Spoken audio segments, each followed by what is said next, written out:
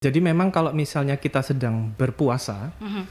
itu, level of energinya, Ya, memang lebih rendah daripada ketika kita, masih makan yang normal gitu ya. ya. Jadi, ya bawaannya jadi lemas, "Aduh, nggak pengen olahraga." Itu yang Gerak aja pertama. males kadang ya, Dok, ya? Iya iya.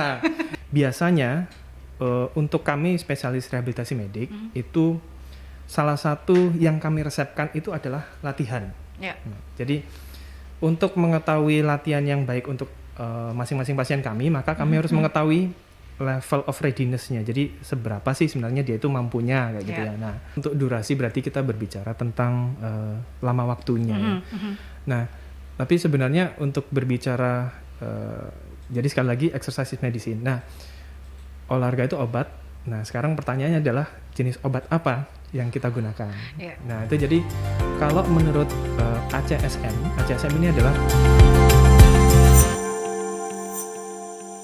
96 FM Mercury, sahabat, dan selamat pagi jelang siang, sahabat. Dan seperti biasa di pukul 11 di hari Rabu, waktunya perjalanan Rumah Sehat Surabaya ini hadir menemani Anda, sahabat, bersama dengan saya Andra Lestari dan juga narasumber dari Ikatan Dokter Indonesia Cabang Kota Surabaya, karena perjalanan Rumah Sehat Surabaya ini merupakan hasil kerjasama dengan Ikatan Dokter Indonesia Cabang Kota Surabaya yang menghadirkan para pakar, para ahli untuk bisa memberikan kita edukasi dan juga informasi seputar kesehatan, sahabat ya, yang tentunya sangat kita butuhkan di zaman sekarang ini. Dan selain Anda bisa mendengarkan secara analog dan juga streaming di On Airs, di aplikasi On Airs dan juga di www.mercuryfm.id, Anda juga menyaksikan atau bisa menyaksikan perjalanan Rumah Sehat Surabaya ini melalui YouTube channelnya Mercury di Radio Mercury 96 ya.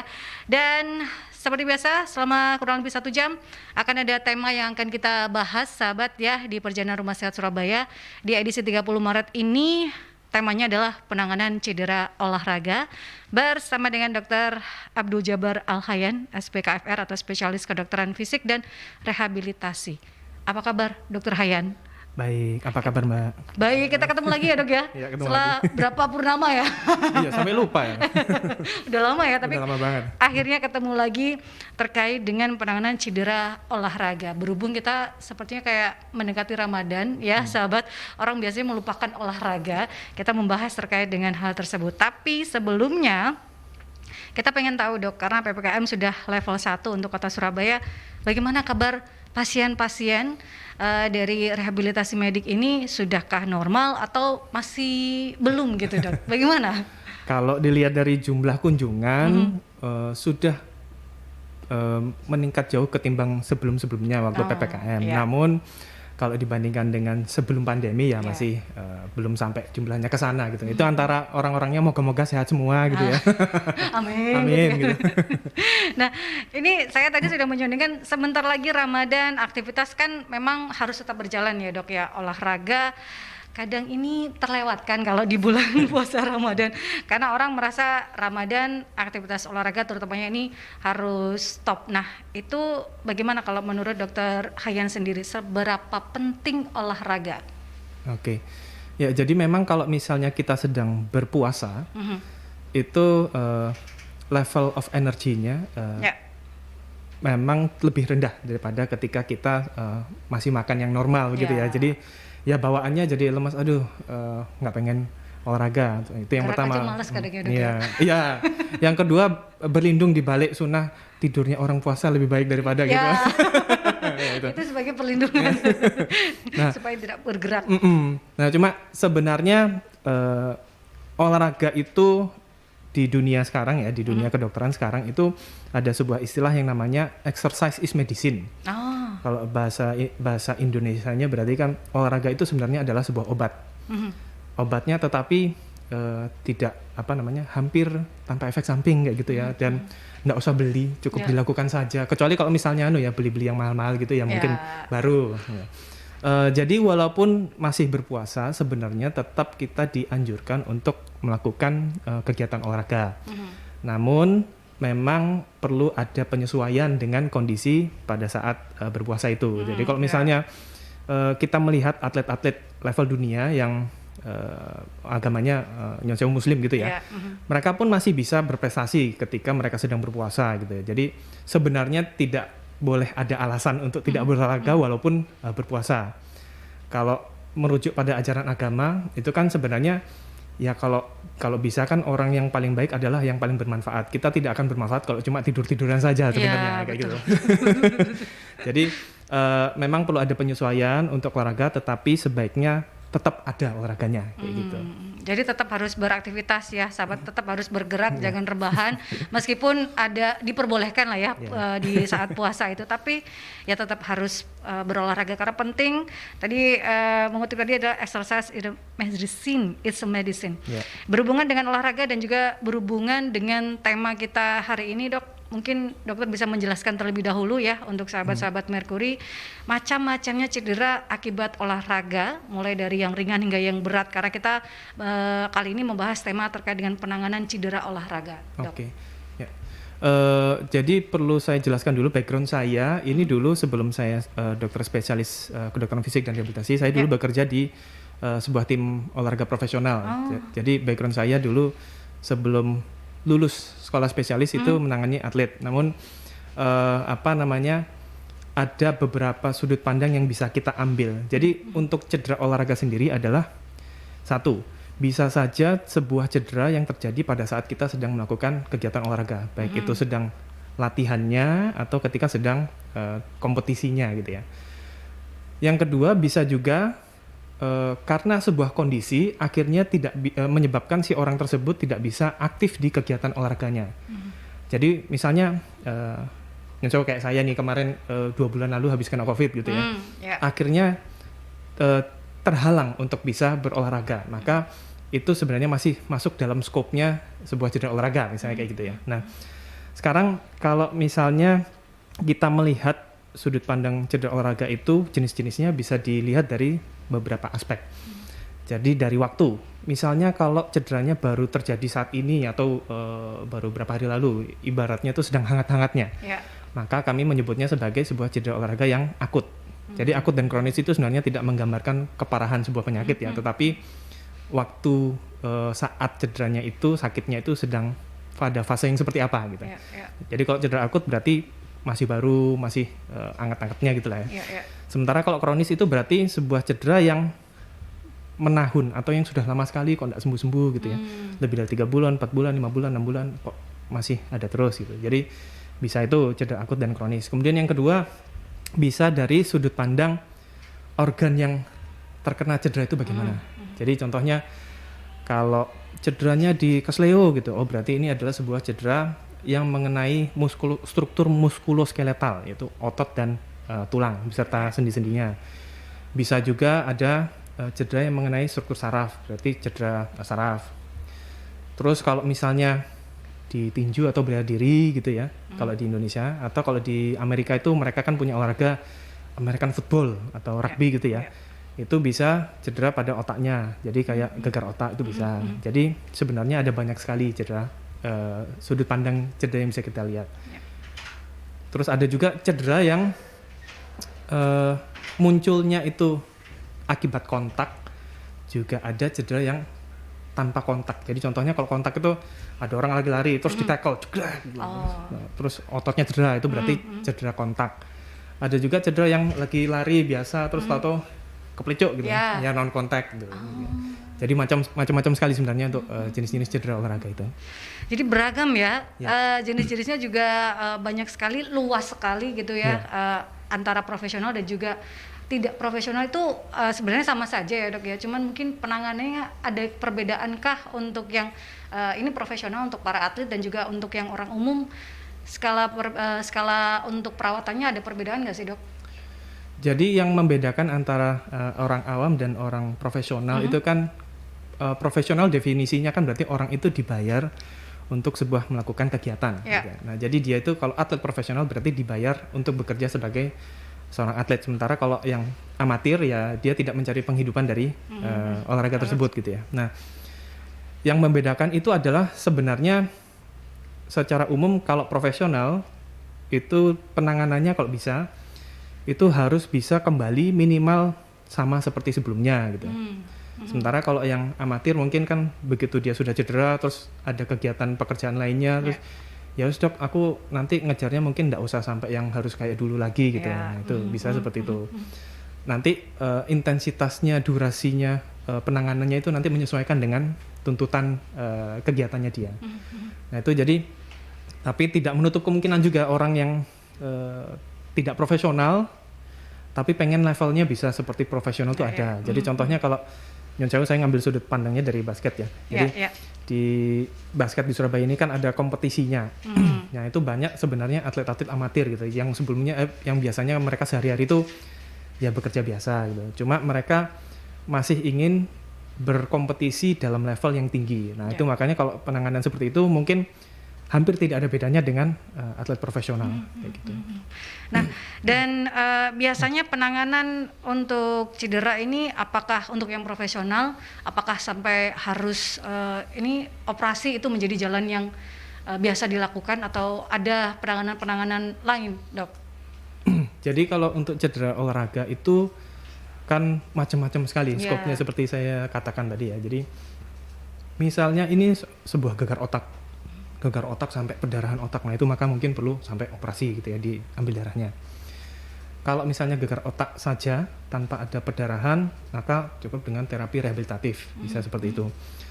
Demikianlah yang bisa terjadi pada seluruh skop olahraga. Jadi memang ada beberapa yang ini kalau mau kembali kompetitif memang sebaiknya di operasi. Ada yang ini cukup dengan konservatif saja, jadi rehabilitasi nanti bisa kembali lagi untuk bertanding kayak gitu. Contohnya kalau misalnya untuk yang perlu pembedahan gitu ya, itu biasanya kalau ruptur ACL. Jadi ACL itu adalah sebuah ligamen di lutut. Ligamen itu kayak ini misalnya lutut ya. Ligamen itu adalah tali yang menjaga supaya dia tuh tidak ngeloyor kemana-mana. Nah, geser gitu. Nah jadi misalnya ini ada tali ya antara tulang paha dan tulang betis. Ini fungsinya supaya tidak maju ke depan gitu ya. Nah kalau misalnya dia masih mau berkompetisi, maka sebaiknya dioperasi, dibuatkan ACL yang baru. Nanti setelahnya, sebelum dan setelah operasi biasanya tetap membutuhkan program rehabilitasi. Jadi sekalian ekspektasinya orang itu kan kalau misalnya ke dokter sekali datang bisa selesai. Langsung. Nah, gitu dok. Saya datang hari ini simsalabim gitu ya dok ya. Udah selesai gitu. Abrakadabra. Gitu. Nah itu sayangnya kebanyakan cedera itu tidak bisa seperti demikian gitu ya. Dan kami juga bukan tukang sulap gitu ya.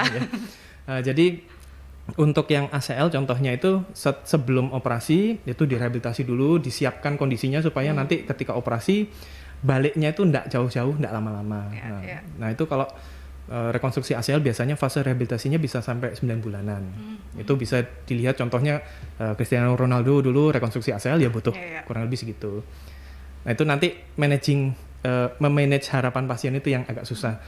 Biasanya saya akhirnya pakai contoh itu, Cristiano Ronaldo saja butuh 9 bulan. Kalau jenengan mungkin ya Nyun Sewu mboten saged kalau 6 bulan langsung main lagi kayak gitu. Nah, seperti karena itu. Kan berbeda ya badannya gitu ya dok ya.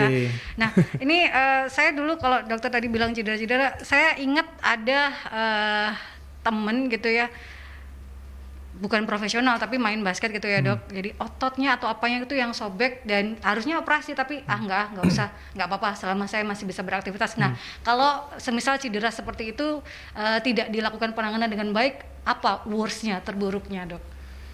Jadi ini saya berikan mungkin 2 gambaran ya. Jadi yang pertama, guru saya pernah waktu beliau sedang studi observasi ke Belanda waktu itu lihat ada pemain sepak bola, dia sudah 3 kali rekonstruksi ACL. Jadi ACL-nya itu saking ya nggak tahu ya mainnya kayak apa gitu ya. Jadi tackling-nya karu-karuan gitu. Karu-karuan paling. Jadi cedera pertama putus, diperbaiki, dia main lagi, putus lagi, sampai yang ketiga akhirnya yos kita coba aja ya kalau misalnya kamu nggak pakai rekonstruksi bagaimana. Nah itu pada akhirnya untuk bisa kembali ke seperti semula itu maka dia harus melewati fase rehabilitasi yang sangat intensif. Jadi ibaratnya begini, ACL itu seperti sebuah pagar di rumah. Bisa nggak rumahnya nggak pakai pagar? Bisa aja. Cuma nanti Anda berarti harus usaha lebih untuk jaga supaya malingnya nggak masuk. Gitu. Jadi misalnya gemboknya di pintu jadi 5, yang sebelumnya cuma 1, pasang CCTV kayak gitu. Nah itu jadi salah satu sudut pandang. Jadi kalau misalnya nggak dioperasi bisa nggak? Ya bisa saja. Cuma berarti ada sesuatu yang harus Anda lakukan lebih. Nah ini contohnya kalau di kasus tersebut ya program rehabilitasinya harus intensif dan walaupun dia sudah oke, Anda sudah bisa main lagi. Ya. Nah, sepanjang hidupnya nanti dia akan, supaya bisa perform ya, harus rutin kembali kontrol, dicek kondisinya gimana, oh kurangnya di sini kayak gitu. Kecuali kalau misalnya dia sudah nggak main lagi, nah baru nggak usah terlalu intens lagi. Nah, kalau scope yang kedua, misalkan nggak dioperasi bagaimana? Nah itu mungkin contohnya saya kali ya. Jadi saya ini dulu waktu SMA kompetitif basketball gitu ya. Jadi ikut kompetisi gitu dan sering kesleo. Nah, keluarga saya nggak ada yang dokter, jadi keluarga saya adalah aliran diurut gitu ya. Nah itu akhirnya sering terjadi cedera berulang setelahnya gitu. Nah, dan waktu saya masuk kuliah kedokteran, terus kami sedang belajar USG gitu ya. Dilihat ligamennya, kok ligamenmu gak ono sih ini? Rupanya ligamen saya sering diurut itu ya dok ya? Kalau robeknya kemungkinan karena ini kejadian kesleo-nya bolak-balik. Nah, dan akhirnya tidak pernah diperiksa secara profesional, akhirnya nggak tahu kondisinya gimana. Nah, itu baru ketahuan, oh ligamen saya nggak ada. Nah, terus dijadikan pelajaran engkel saya. Apa yang terjadi pada engkel yang ligamennya tidak ada gitu. Rupanya sendi saya itu sudah bentuknya tuh nggak mulus ya, agak bentol-bentol gitu. Ya pokoknya tulangnya wis kayak iki kok kayak tulangnya wong 50 tahun gitu. Ya pada saat itu ya memang saya sering cedera akhirnya gitu. Jadi itu dua kubu ya, dua kutub gitu. Ya, yang bisa dialami kalau misalnya tidak ditangani secara komprehensif kayak gitu. Nah, kenapa tadi dokter pernah kan pemain basket dulu pernah bermain basket dan juga cedera ligamen. Teman saya itu juga pemain basket dan cederanya ligamen juga. Kenapa atlet basket sering sekali cedera ligamen ya dok ya? Ini mungkin bisa mungkin ada spesifikasi. Kebanyakan atlet sepak bola cedera yang dialami adalah ini. Tapi kalau basket kenapa ligamennya yang sering ya dok ya? Sebenarnya banyak teman saya yang main basket pasti ligamennya juga kena. Kenapa itu dok?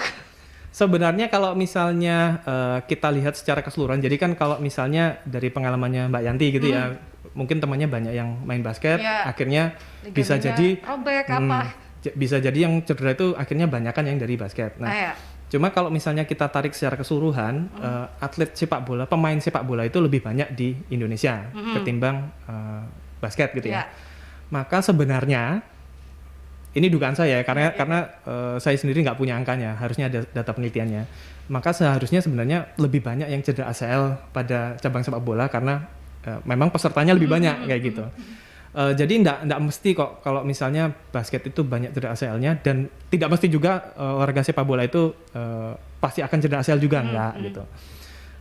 Tapi memang ada beberapa olahraga yang tendensinya untuk cedera ACL itu lebih besar daripada yang lainnya, kayak gitu. Nah, ini sudah ada pertanyaan yang masuk dari Mas Angga. Dok mau nanya, saya tuh suka sekali main futsal, tapi tiap kali selesai betis saya tuh selalu sakit. Padahal saya sudah pemanasan dan sakitnya tuh bisa 2 harian dok, baru enakan. Setelah selesai futsal, di rumah biasanya saya suka kompres dengan es, kemudian mandi. Selesai mandi, saya kasih pereda nyeri otot merek C katanya. C apa ya? Apa ya yang kemudian itu saya mengalami apa ya dok? Apakah pemanasan saya kurang? Kemudian apa yang salah setiap kali saya futsal gitu loh dok? Nah ini pertanyaan dari Mas Angga ini dok. Ya jadi jadi ini kan berarti konsultasi penyakit ya. Nah ini saya tidak mungkin sebenarnya menelurkan diagnosisnya pasti ini gitu. Memang perlu pemeriksaan dengan benar gitu ya. Namun yang ingin saya sampaikan adalah begini.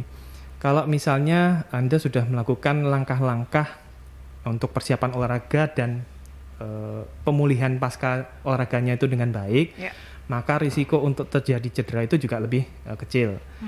Bukan berarti nanti terus tidak cedera sama sekali ya. Jadi memang betul harus sebelum olahraga harus warm up dulu, habis itu nanti baru olahraganya, terus setelahnya cooling down dan stretching.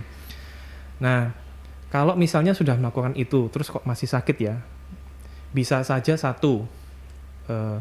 mungkin frekuensi latihannya yang agak berlebihan. Jadi seperti halnya obat, olahraga itu juga punya dosis. Nah, kalau kurang nggak nyampe dosisnya. Kalau berlebihan bisa terjadi sesuatu. Bisa seperti itu satu. Bisa yang kedua, mungkin sebelumnya sudah ada cedera. yang penanganannya belum komprehensif. Jadi misalnya fase rehabilitasinya belum selesai gitu ya, terapinya juga nggak kelar gitu, dan atau memang belum didiagnosis sama sekali. Nah itu maka kalau misalnya ada sakit seperti demikian, itu jalannya kemungkinannya bisa beberapa. Satu, sembuh sendiri terus dia nggak muncul-muncul lagi. Atau yang kedua, ya tetap ada terus. Nah, jadi saran saya kalau misalnya demikian, maka sebaiknya diperiksakan, kemudian dapatkan program penanganan yang tepat. Sambil kalau misalnya masih mau olahraga selama fase itu, langkah-langkah yang sebelumnya sudah dilakukan, mohon tetap dilanjutkan. Karena sebenarnya itu tindakan yang benar. Jadi bukan berarti Anda melakukan itu terus jadi cedera gitu, enggak. Jadi kurang lebih gitu. Nah, Dok, pertolongan pertama seperti apa untuk penanganan cedera olahraga, misal seperti yang dialami oleh Mas Angga ini? Itu seperti apa, Dok? Jadi misalnya kita tahu banget kejadiannya ya. Jadi misalnya ada misalnya sprinter nih. Dia lagi lari. Sering sekali sprinter itu di tengah-tengah lari tahu-tahu megang paha gitu, paha belakang. Mereka biasanya otot hamstringnya itu robek. Atau misalnya lagi lari, lompat, ini atlet lainnya gitu ya, terus mendaratnya salah, kesleo. Maka ada singkatan yang bisa digunakan untuk menggambarkan apa yang sebaiknya dilakukan, yaitu, tapi nyun sewu ini bahasa Inggris ya, mohon maaf, bahasa Indonesianya belum ada soalnya. Jadi do rise or do no harm. Nah ini yang sudah kalau kami melakukan tindakan itu kan harus dibuktikan melalui penelitian. Nah ini yang penelitiannya sudah banyak. Di bawahnya selain do rise do no harm itu juga ada do pricer, ada peace and love, macam-macam lah. Cuma yang masih sangat kuat sekarang buktinya adalah do rise do no harm. Jadi kalau do rise itu maksudnya lakukanlah rise. R-nya itu rest. Jadi kalau misalnya, nah ini saya pakai contoh saya sendiri ya. Jadi waktu dulu saya ke Sleo itu begitu mendarat sakit, ada orang yang ngomong gini, kakak kelas saya, dipakai lari supaya segera balik. Nah, itu sebenarnya salah. Maaf ya Mas ya. Jadi begitu cedera harus rest pada saat itu, jangan dipakai lari lagi, jangan dipakai lompat lagi gitu ya. Kemudian I-nya itu kok saya jadi lupa ya. Rest ice, sorry. Oh iya. Ya ice. Nah, jadi begitu cedera saat itu bisa dikompres dingin, bisa pakai es atau cold pack. Jadi cold pack tuh kayak kantong isinya jelly, dimasukkan ke freezer tuh biar dingin gitu ya. Nah itu sebelum ditempelkan es atau cold pack-nya dibungkus handuk tipis dulu saja, baru ditempelkan ke daerah yang sedang sakit itu kurang lebih 15 menitan. 15 sampai 20 menit. Jangan kurang, tapi juga jangan berlebihan. Karena berlebihan nanti malah tambah bengkak. Jadi memang pasnya di situ. Itu kalau rest itu kan supaya habis cedera, jangan sampai cederanya tambah lebar gitu ya. Nah, kalau ice itu tujuannya adalah supaya bengkaknya tidak tambah terlalu besar.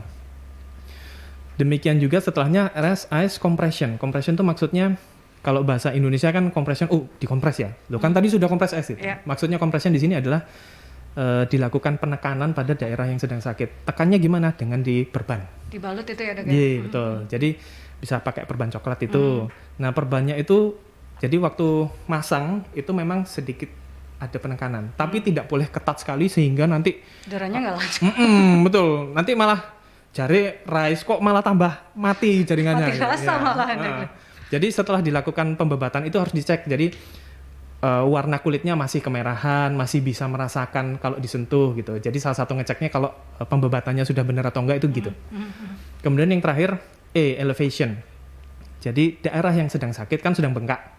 Itu diangkat posisinya sehingga bisa lebih tinggi dari jantung. Alasannya kenapa? Cairan itu kan mengalir dari tempat tinggi ke rendah. Nah, kalau misalnya yang cedera kesleo, kakinya tetap saya taruh di bawah, dan nanti tambah bengkak karena cairannya kan turun ke bawah. Jadi diposisikan lebih tinggi, cairannya bisa turun, bengkaknya tidak terlalu besar. Itu untuk do rise-nya yang perlu dilakukan. Nanti setelahnya kalau diperlukan bisa bisa dirujuk kepada tenaga kesehatan yang profesional. Nah, ini itu adalah pertolongan pertama. Ini kalau kita mengalami cedera, kapan kita harus ke dokter, sahabat? Dok, karena sahabat-sahabat Merkuri mungkin merasa saya sudah melakukan seperti pengkompres, kemudian membebat itu, Dok. Kemudian kapan kita harus sudah ke dokter? setelah kejadian itu kah, atau kita tunggu 1-2 hari, atau memang segera gitu dok? Oke. Jadi selain do rise itu ada beberapa hal juga yang perlu dipastikan untuk tidak dilakukan, yaitu do no harm tadi ya. Jadi kalau misalnya do rise tapi masih melakukan harm, ya nanti podo wae gitu jadinya. Jadi harm itu hanya hit. Jadi setelah cedera malah dikompres hangat. Wah itu malah nanti tambah bengkak gitu. Terus yang kedua A-nya itu alkohol. Jadi setelah cedera minum alkohol itu nanti bengkaknya tambah. R, harm. R-nya itu running. Jadi maksudnya ya kayak tadi ya, habis dipakai, habis cedera malah dipakai lari. Terus M, massage, dipijet. Nah, jadi daerah yang sedang sakit itu jangan dipijet. Ya. Itu kebiasaan orang kita dong. Jangankan kita, saya dulu kan juga gitu. Nah, itu. Jadi sebenarnya enggak apa-apa massage, tapi massasenya bukan di daerah yang sedang cedera. Ibaratnya kan sedang ada luka di situ. Kalau Anda punya luka, Anda kan tidak pijat lukanya, nah kayak gitu. Jadi memang harus berhati-hati dengan massage itu ya, tidak asal gitu ya dok ya. Lebih baik ya memang ke dokter spesialis rehabilitasi medik supaya tahu penanganan yang tepat bagi cedera olahraga ini, supaya tetap bisa berolahraga nantinya, supaya tidak terjadi malah kebalikannya, tidak bisa ngapa-ngapain. Itu bisa terjadi ya dok? Bisa. Jadi sebenarnya nggak harus semua cedera olahraga itu ke dokter.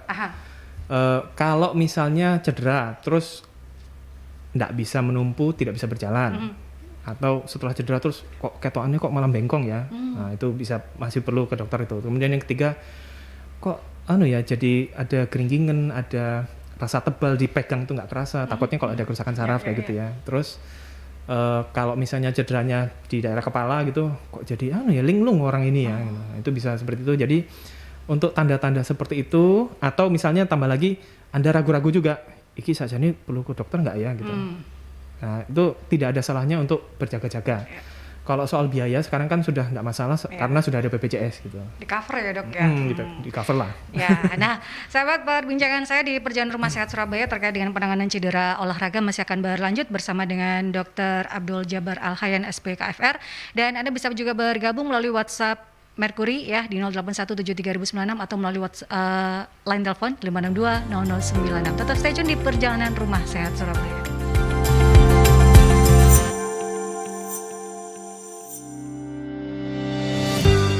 Mercury Media Group adalah perusahaan yang bergerak di bidang media, terdiri dari 9 stasiun radio di seluruh Jawa Timur, di kota-kota besar seperti Surabaya, Malang, dan sekitarnya.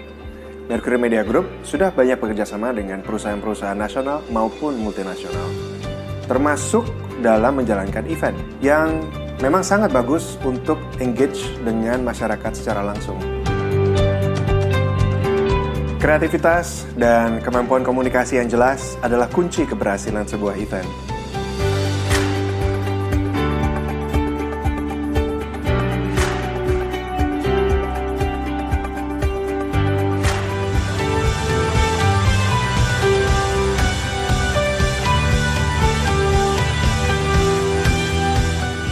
So, are you ready to level up your business? Because we are.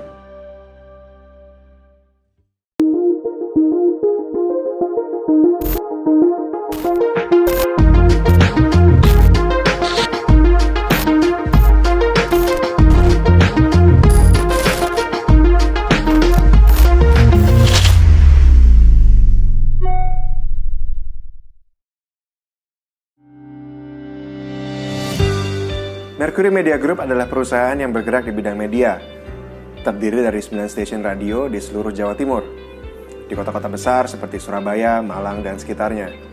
Mercury Media Group sudah banyak bekerjasama dengan perusahaan-perusahaan nasional maupun multinasional, termasuk dalam menjalankan event yang memang sangat bagus untuk engage dengan masyarakat secara langsung.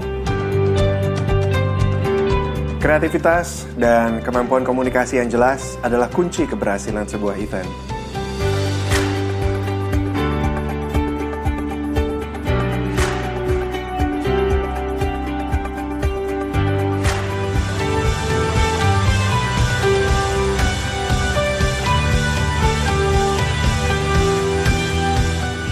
So, are you ready to level up your business? Because we are.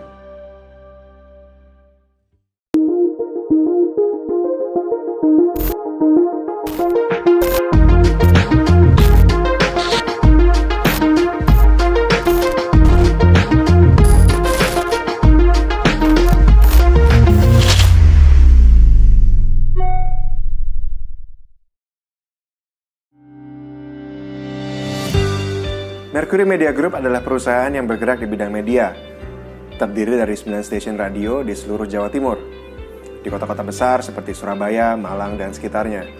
Mercury Media Group sudah banyak bekerja sama dengan perusahaan-perusahaan nasional maupun multinasional, termasuk dalam menjalankan event yang memang sangat bagus untuk engage dengan masyarakat secara langsung. Kreativitas dan kemampuan komunikasi yang jelas adalah kunci keberhasilan sebuah event.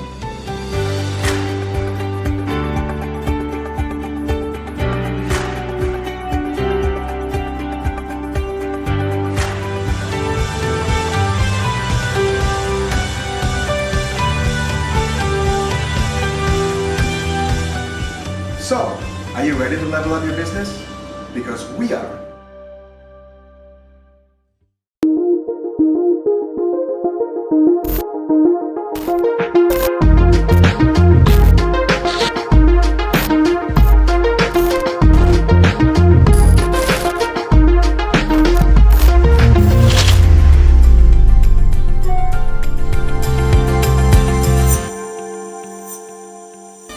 Mercury, sahabat, masih di perjalanan Rumah Sehat Surabaya ya. Di hari Rabu ini 30 Maret 2022 kita membahas tema penanganan cedera olahraga bersama dengan Dr. Abdul Jabar Al-Hayyan SPKFR atau spesialis kedokteran fisik dan rehabilitasi, sahabat. Dan tadi sudah ada pertanyaan yang masuk melalui WhatsApp. Ini juga ada lagi dari Mbak Novi. Dok, saya olahraga untuk nurunin berat badan dan beberapa bulan yang lalu niat banget untuk bisa olahraga nge-gym dan ikut kelas High Impact. Tiba-tiba lutut saya sakit setelahnya. Ini hampir sama, Dok, dengan yang saya alami. Tadi saya sempat bercerita dengan Dr. Hayyan. Tapi sekarang bersyukurnya sudah mulai tidak terasa lagi dan nggak sakit lagi lututnya karena saya tidak mengikuti High Impact, saya beralih ke yoga. Nah, ini bagaimana untuk Mbak Novi ini, Dok? Oke, jadi untuk olahraga yang High Impact, sebentar. Kita kembali mundur ya. Jadi biasanya untuk kami spesialis rehabilitasi medik itu salah satu yang kami resepkan itu adalah latihan. Yeah. Jadi untuk mengetahui latihan yang baik untuk masing-masing pasien kami, maka kami harus mengetahui level of readiness-nya. Jadi seberapa sih sebenarnya dia itu mampunya kayak gitu ya. Nah, nanti dari sana baru kami tentukan untuk saat ini olahraganya yang paling tepat demikian gitu. Nanti lalu dilatih oleh teman fisioterapis kami kayak gitu. Nah, pada kasusnya Mbak Novi, ini sebenarnya kan berarti saya kurang tahu levelnya Mbak Novi seperti apa. Namun yang mau saya katakan tuh sampaikan begini, bukan berarti olahraga high intensity itu berbahaya atau tidak baik, karena kita menyesuaikan latihan itu sesuai dengan levelnya masing-masing. Nah, kalau misalnya kayak saya sudah lama tidak olahraga, langsung high intensity, besoknya dijamin jarem terus kapok pergi lagi nge-gym gitu. Itu jelas itu. Nah, maka kalau misalnya saya masih baru mulai berolahraga, saya akan memulai dengan gerakan-gerakan yang polanya sederhana. Jadi berulang-ulang, jadi naik turun atau kanan kiri saja. Pada kasus-kasus demikian itu saya mengejar agar gerakannya itu polanya tepat. Dengan pola gerakan yang tepat, risiko cedera itu bisa dikurangi. Bukan berarti tidak bisa cedera juga ya. Jadi sekali lagi saya sampaikan cedera itu bisa di low, bisa di high gitu ya. Nah, kalau misalnya dalam kepala saya akhirnya setelah diulang-ulang sudah terpatri pola gerakan yang benar itu begini, maka mungkin saya bisa mulai naikkan levelnya ke high intensity. Karena kalau high intensity biasanya kita ngejar cepat-cepat gerakannya, kita ngejar jumlahnya, akhirnya kadang-kadang pola gerakannya yang amburadul. Jadi yang harusnya lutut tuh naik turun, melihat kanan kiri gitu ya. Nah, itu bisa akhirnya nanti sendinya yang harusnya bergeraknya lurus gitu ya, itu mereng-mereng, nabrak-nabrak. Ibaratnya kayak helikopter jalan di tengah gedung, harusnya jalannya lurus. Kalau misalnya pilot baru belajar, ya pelan-pelan aja dulu gitu. Tapi kalau misalnya baru belajar langsung suruh ngebut, jangan-jangan nanti dia nabrak kanan kiri. Nah, kayak gitu. Jadi untuk pemilihan olahraga sebaiknya gitu. Nah, kemudian kalau misalnya sekarang terus dikapakno iki dok, nah gitu. Sekali lagi, jadi kita perlu menegakkan diagnosisnya terlebih dahulu. Apa namanya ini sakitnya, kemudian oh kalau sakit ini obatnya A, oh, sakit ini obatnya B, kayak gitu. Jadi saran saya kalau misalnya memang masih sangat mengganggu, sebaiknya diperiksakan, bisa ke dokter rehab. Dan kalau misalnya ini sudah tidak terlalu mengganggu kok dok, sekarang sudah tidak apa-apa, saya mau olahraga lagi, maka saran saya diperhatikan tadi levelnya, mau mulai dari yang mana, kayak gitu. Bertahap dulu ya, jangan langsung digenjot gitu ya dok ya, supaya otot-otot ini bisa beradaptasi dengan baik gitu. Kita ke penelpon terlebih dahulu. Selamat siang Merkuri. Selamat siang. Selamat siang dengan jomblo. Udah punya pacar. Nomornya lain ya. Suaranya juga beda. Iya, dokter mau nanya, kalau kita ngalamin cedera hamstring itu, istilahnya ngerti ya? Iya. Itu apa yang kita lakukan pertama kali? Terus kalau ada cedera Achilles tendon, itu juga bagi awam atau rekan yang tahu teman yang ngalamin itu, dia bukan dokter, bukan terapis, tapi pertolongan pertama apa yang dia lakukan? Untuk Achilles tendon sama hamstring ya. Terus saya memang nggak pernah naik gunung ya, maksudnya lama nggak naik gunung, lalu tahu-tahu maksa nyebrang 3 gunung, Arjuna, Penanggungan, sama apa lagi gitu loh, langsung 3 gunung. Wow, turun itu di pos finish itu kan kayak penjelajahan ya. Itu otot saya kram yang paha itu, kram keras itu. Jadi saya pikir, waduh, bukan kram kayak orang yang kurang gerak ya, tapi kramnya sampai terakhirnya sama tim ketiganya, kalau nggak kuat melipir aja mas, nyerah aja. Enggak, saya tantang terus, saya gengsi saya. Tapi akhirnya benar, setelah finish itu berjam-jam itu baru bisa adem lagi, dikasih kayak gel ya. Nah itu harusnya, kalau menurut dokter tuh, kalau kram yang sampai ke waku ototnya itu diapain? Soalnya kalau saya tahu, pemain bola itu kan disemprot sama yang adem-adem itu ya. Ini warnanya putih itu ya. Yang saya kalau boleh tanya, ini apa? Ultramaraton begitu tak? Bukan ultramaraton, itu penjelajahan apa istilahnya, tapak tilas gunung, tapi dikasih jam dari jam 7 pagi, finish jam 3. Nah itu dapat penghargaan dari Bupati Parasuruan. Nah itu kan mau nggak mau, kalau mau nyerah berarti kan kayak itu sertifikat gitu loh. Gengsi saya. Nah itu gimana? Kalau yang di bola itu saya tahu, karena mungkin panitia nggak punya semprotan itu, mungkin akhirnya kasih gelnya gel panas lagi. Harusnya kalau kram gitu pakai terapis yang didinginkan atau terapis yang menghangatkan. Kalau kram gitu dok ya. Ya terus satu itu kalau terakhir dok, itu teman saya kadang dia nggak pernah nge-gym ya, lalu maksakan untuk angkat beban yang berlebihan, lalu ternyata ototnya bisa putus. Nah itu gimana dok ya? Putus itu cukup dia istirahat terus dia balik lagi, atau putus itu selamanya putus? Akhirnya jadi kayak gelimir kayak lemak itu dok ya. Nah itu kan akhirnya kasihan ya. Berarti kedepannya sudah nggak bisa angkat-angkat ya. Dan itu otot separuh lagi sebelah kanannya. Jadi saya pikir kamu sih memaksakan. Saya pikir dan dia nggak kerasa dok. Putus nggak kerasa. Kecuali kalau orang patah tulang kan sakit-sakit ya. Dia kerasa. Pikir cuma nyeri doang. Tapi setelah diperiksa sama dokter, otot Anda udah patah ini. Lu ototnya patah gimana ini?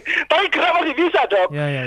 Itu cedera seperti apa dok ya? Itu biar teman-teman olahraga itu paham seperti itu bahaya gitu loh. Saya juga pengen kalau ada pelatihan dari terapis olahraga atau apa ini, ada nggak sih untuk umum dok? Karena saya pengen banget ikut pelatihan atau sertifikasi seperti ini selain untuk teman-teman perawat gitu loh. Seperti kayak saya live support live itu kan, basic life itu basic life itu kan untuk umum ada.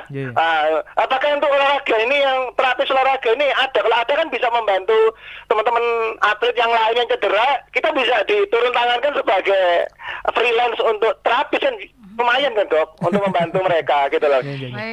Mungkin kita aja, terima kasih. Selamat pagi, salam sehat. Salam sehat, selamat pagi. Nah ini pertanyaan rombongan dok. Dari Mas Dewa. Pertama adalah cedera hamstring, apa yang harus dilakukan, dan juga cedera Achilles tendon. Apa yang harus dilakukan pertolongan pertamanya? Jadi cedera hamstring itu otot di paha belakang ya. Kalau Achilles tendon itu adalah tendon tempat menempelnya otot betis. Jadi dia nempelnya ke tumit. Nah, Saya jawabnya juga rombongan, tapi nyon sewu secara dasar saja, nggih, karena terlalu detail kalau misalnya mau dijabarkan. Kalau misalnya cederanya masih akut, jadi jenengan lagi ini terus ngelihat sakitnya di situ, maka ini kan cedera akut ya. Baik di hamstring maupun di tendonnya, hal pertama yang bisa dilakukan untuk orang awam adalah do rise dan do no harm tadi itu. Jadi kalau masih baru cedera, yaitu diistirahatkan, dikompres dingin, dilakukan pembebatan dan dielevasikan, dinaikkan bagian yang sakitnya. Nah setelahnya bagaimana? Nah setelahnya memang sebaiknya dibawa untuk diperiksakan ke dokter. Nah, ini mungkin sekaligus menjawab pertanyaan yang paling belakang tadi ya, mengenai ada enggak pelatihan untuk awam.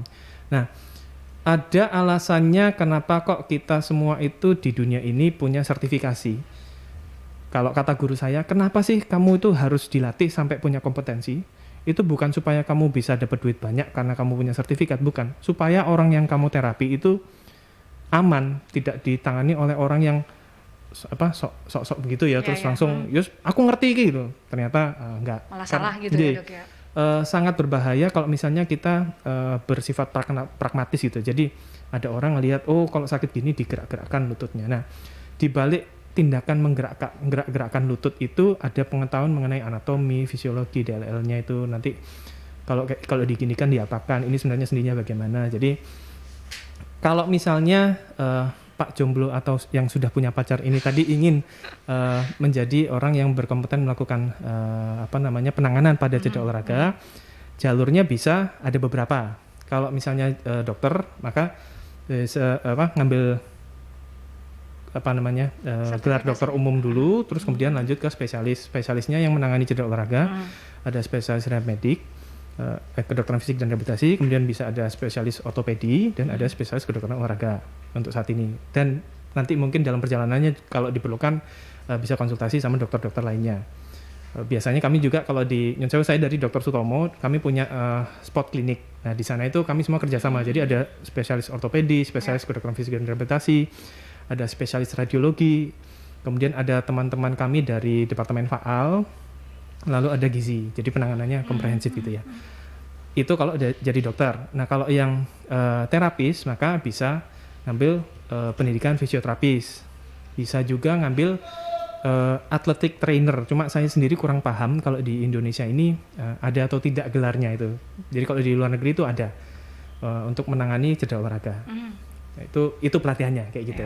Tidak boleh hanya pelatihan sehari 2 hari terus nanti langsung bisa, karena terus terang ilmunya sangat nyelimet kayak gitu. Karena kan ditangani orang ya, dengan struktur badan dan struktur otot yang beragam juga, puluhan ribuan, yang itu harus teliti, jangan sampai penanganannya salah gitu ya dok ya. Nah ini pertanyaan berikutnya tadi adalah hiking atau naik gunung, 3 gunung, otot kram di paha harusnya diapakan, karena waktu itu penanganannya dikasih gel hangat malahan. Gel hangat ya. Gitu. Jadi ini ada 2 pesan yang mau saya sampaikan. Jadi yang pertama soal gini, memang ada perbedaan antara atlet profesional dalam tanda kutip dan atlet yang rekreasional. Kalau rekreasional itu untuk kesenangannya saja gitu ya. Nah tapi untuk profesional dan kesenangan yang sangat kompetitif, jadi pokoknya saya harus juara gitu ya, walaupun dia tidak dibayar untuk itu, maka seringkali kita akan berada pada batas dari kemampuan seorang itu. Walaupun dia sudah sampai batasnya, tapi kalau misalnya dia tidak dorong, tidak menang, maka dia akan berusaha mendorong batasnya itu sampai disitulah titik rawan terjadinya cedera.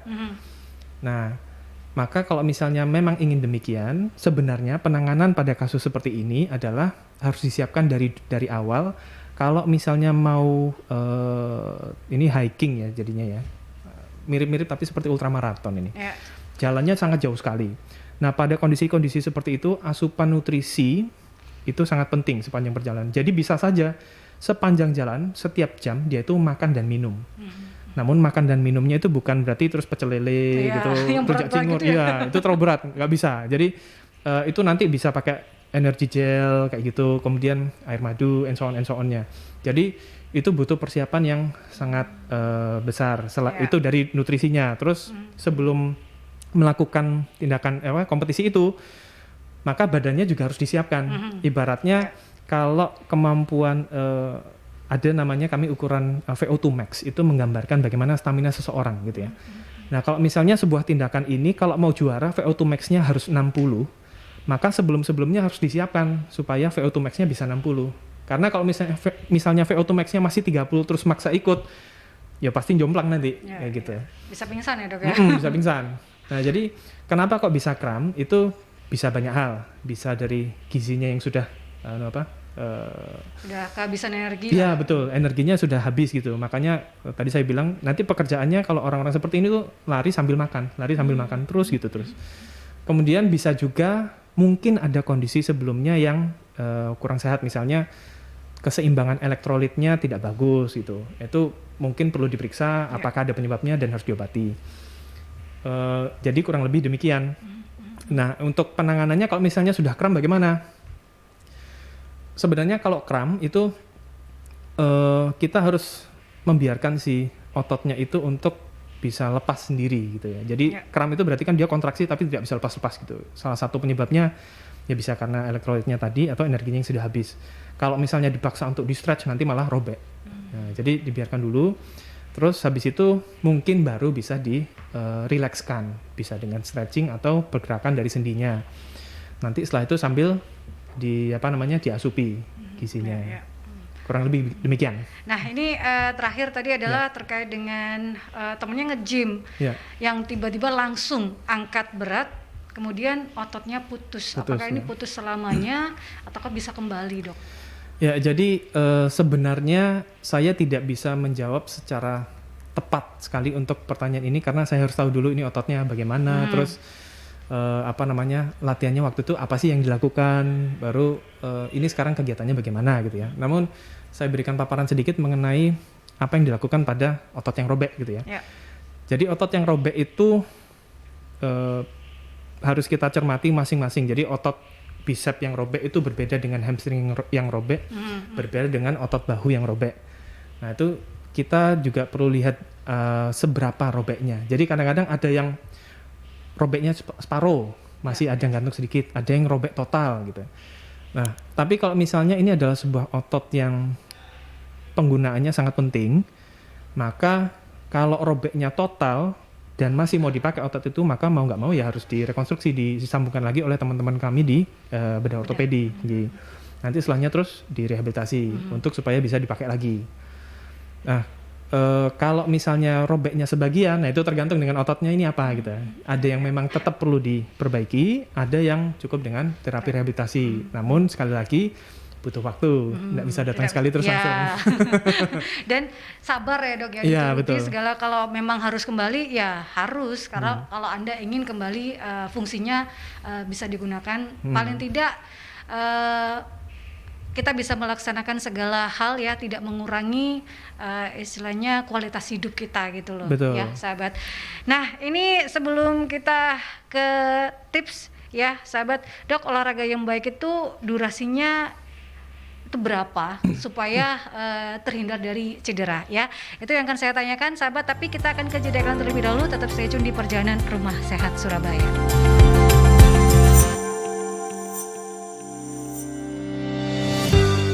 Mercury Media Group adalah perusahaan yang bergerak di bidang media, terdiri dari 9 stasiun radio di seluruh Jawa Timur, di kota-kota besar seperti Surabaya, Malang, dan sekitarnya.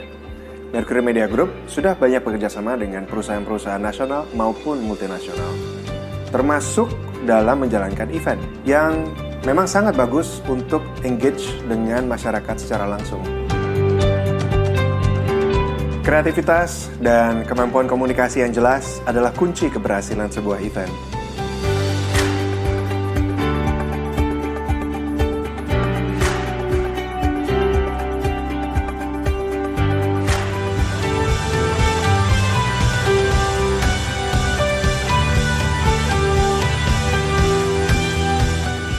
So, are you ready to level up your business?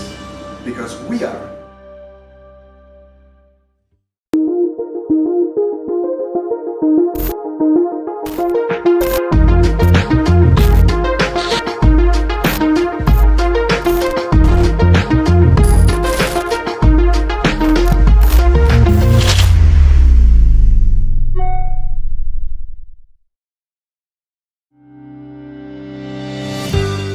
Mercury Media Group adalah perusahaan yang bergerak di bidang media. Terdiri dari 9 stasiun radio di seluruh Jawa Timur. Di kota-kota besar seperti Surabaya, Malang, dan sekitarnya. Mercury Media Group sudah banyak bekerjasama dengan perusahaan-perusahaan nasional maupun multinasional. Termasuk dalam menjalankan event yang memang sangat bagus untuk engage dengan masyarakat secara langsung. Kreativitas dan kemampuan komunikasi yang jelas adalah kunci keberhasilan sebuah event.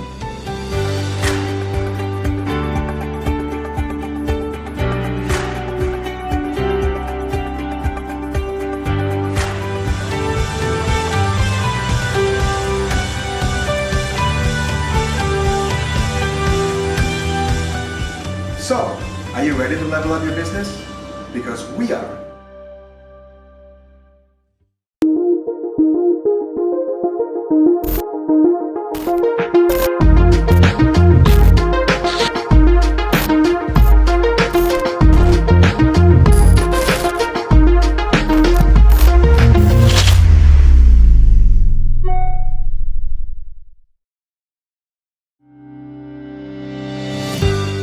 Mercury Media Group adalah perusahaan yang bergerak di bidang media. Terdiri dari 9 stasiun radio di seluruh Jawa Timur. Di kota-kota besar seperti Surabaya, Malang, dan sekitarnya. Mercury Media Group sudah banyak bekerjasama dengan perusahaan-perusahaan nasional maupun multinasional. Termasuk dalam menjalankan event yang memang sangat bagus untuk engage dengan masyarakat secara langsung. Kreativitas dan kemampuan komunikasi yang jelas adalah kunci keberhasilan sebuah event.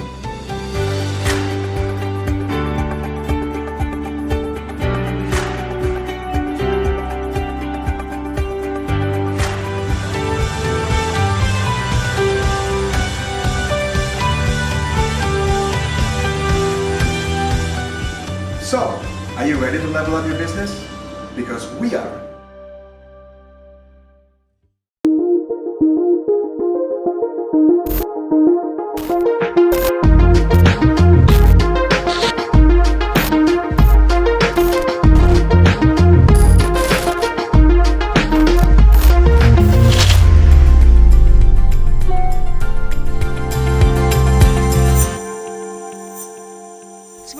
Mercury, sahabat, dan masih di perjalanan Rumah Sehat Surabaya yang bisa Anda saksikan juga melalui YouTube channelnya Mercury di @radiomercury96 ya, sahabat. Dan edisi Rabu 30 Maret 2022 ini perjalanan Rumah Sehat Surabaya kita membahas tema penanganan cedera olahraga bersama dengan Dr. Hayan atau Dr. Abdul Jabar Al-Hayan SPKFR, sahabat, spesialis kedokteran fisik dan rehabilitasi. Dan sebelum jeda iklan ya, karena waktu sudah tidak banyak, sahabat, sudah mendekati pukul 12 siang, karena sejam tidak terasa kalau kita membahas sebuah tema yang sangat menarik tentunya.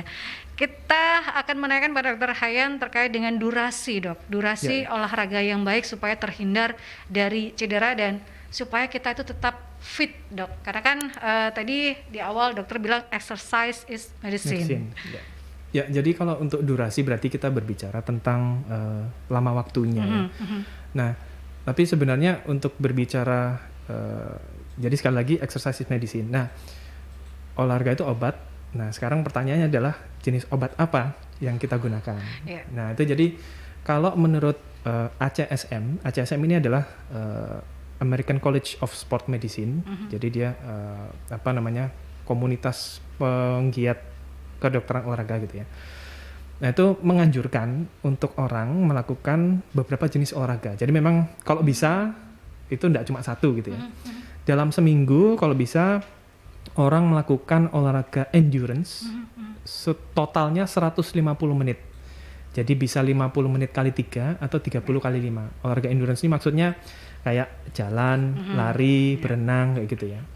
Kemudian melakukan olahraga beban 1 sampai 2 kali seminggu. Nah, olahraga beban ini bukan berarti Anda harus mengangkat barbel, ngangkat dumbbell gitu, enggak. Anda bisa push up, sit up, squat, plank ya, Dok. Iya, tidak termasuk beban hidup ya. Tidak termasuk. Itu sudah tidak usah dilatih, Dok. Iya, itu nanti lama-lama kuat sendiri. Kemudian yang ketiga, latihan komponen neuromuskular. Neuromuskular ini maksudnya adalah keseimbangan, kemampuan untuk selang-seling kanan kiri. Nah, ini mungkin agak susah dibayangkan kalau bukan penggiat olahraga ya, tapi bisa dibayangkan seperti kalau Anda main gobak sodor. Nah, itu iya, seperti iya. salah satu latihan untuk neuromuskular gitu. Nah, itu latihan itu disarankan juga 1 sampai 2 kali seminggu. Sementara kalau untuk satunya lagi latihan kelenturan itu bisa setiap hari. Jadi kayak stretching gitu. Nah, itu nanti kalau misalnya satu sesi itu berapa lama, maka ya kita cocokkan dengan jenis olahraganya. Iya. Tapi kalau misalnya yang paling gampang mungkin untuk endurance saya bisa jawab. Jadi yang disarankan itu yaitu antara 50 menit kali 3 dalam seminggu atau 30 kali 5 gitu. Ya, itu endurance ya dok, dan ini Ya. biasa dilakukan seperti jalan santai gitu ya, keliling komplek atau apa, itu bisa dilakukan paling tidak bergerak ya dok ya. Ya, betul. Nah ini sebenarnya masih ada pertanyaan dari Pak Bahrudin. Ini menanyakan usianya 50 tahun. Gitu. Olahraga yang baik untuk usia saya apa ya dok? Supaya sendi saya tuh tetap aman. Oke. Ini pertanyaan dari Pak Bahrudin dok. Sebelum nanti kita ke tips supaya terhindar dari cedera, mungkin bisa menjawab juga. Oke. Jadi untuk olahraga bagi orang yang berusia nyun sewu Bapak 50 tahun ya tadi ya. Nah itu sebenarnya sekali lagi saya butuh info. Jadi level aktivitas Bapak selama ini seperti apa, pengalaman jam terbang olahraganya seperti apa sampai sekarang. Karena ada orang usia 50 tahun masih bisa ngangkat beban 100 kilo, bisa lompat tinggi-tinggi gitu ya. Nah ini saya menjawab untuk rekan-rekan, saudara-saudara, bapak-bapak, ibu-ibu yang 50 tahun tapi tidak punya kebiasaan olahraga dan ingin memulai kebiasaan olahraga, maka saya sarankan olahraganya bisa dimulai dengan latihan endurance saja dulu, enggak apa-apa. Nanti sambil sebelum dan sesudahnya bisa stretching kayak gitu ya. Nah, kalau endurance itu nanti pilihannya bisa macam-macam. Bisa berjalan. Kalau misalnya jalan itu tidak menantang, maksudnya dengkul nggak apa-apa, ankle nggak apa-apa, tidak terasa sesek gitu ya. Kan yang dicari sebenarnya sensasi agak-agak ngongsongnya dikit ya. Nah, itu mungkin bisa ganti jogging. Atau kalau misalnya jenengan punya langganan kolam renang gitu ya, nah, atau bisa sambil nemeni anak cucu gitu, boleh berenang juga nggak apa-apa.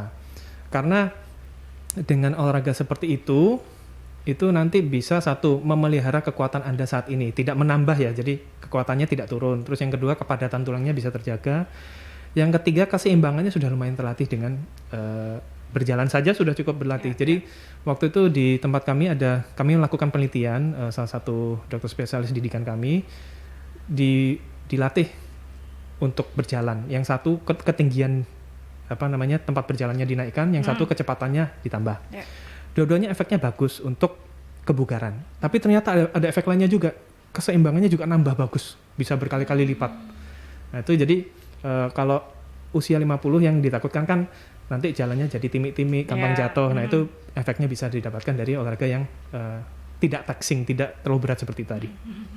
Nah itu bisa dilakukan ya untuk Pak Bahrudin. Nah kita kembali lagi dok, ini terakhir tips dan juga pesan untuk sahabat-sahabat Merkuri ya, yang harus tetap berolahraga meskipun istilahnya di bulan puasa Ramadan dok. Itu seperti apa dok?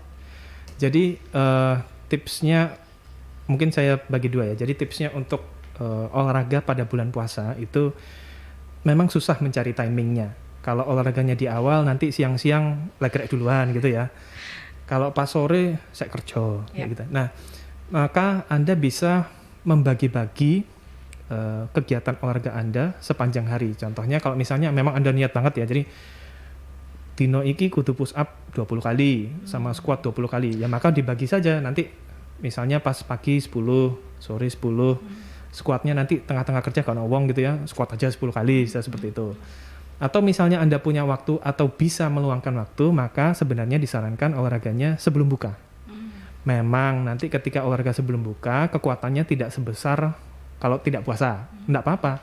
Yang penting stimulus untuk menjaga kebugarannya tetap sama intensitasnya. Nah, itu tips saya untuk olahraga pada bulan puasa. Nah sekarang supaya tidak cedera olahraga, bukan supaya tidak cedera, supaya risiko cederanya rendah gitu ya. Itu yang pertama, pesan utamanya adalah pilihlah olahraga apapun ya yang Anda inginkan gitu ya, yang Anda suka, lebih baik lakukan daripada tidak sama sekali gitu. Terus yang kedua, egonya diatur. Jadi seperti tadi Nyonya diceritakan ya. Ya kalau memang mampunya 30 jangan ngangkat 60 gitu ya. Nanti akan terjadi sesuatu lah gitu. Yang ketiga, lakukan warm up dan cooling down setelahnya sebelum olahraga. Jadi sebelum olahraga itu lakukan pemanasan. Nah, orang sering bilang pemanasannya yang dilakukan itu seperti apa? Nah, ini mungkin nanti saya akan banyak bertengkar dengan orang lain kalau saya ngomong ya, tapi gini, orang nganggapnya kan kalau pemanasan itu stretching. Nah, sebenarnya ada banyak studi yang menyatakan bahwa kalau stretching dilakukan sebelum olahraga itu justru malah risiko cederanya meningkat. Jadi sebenarnya warm up yang dimaksud itu adalah dynamic warm up. Nah, ini kalau dijelaskan susah, dicari aja di YouTube nggak apa-apa.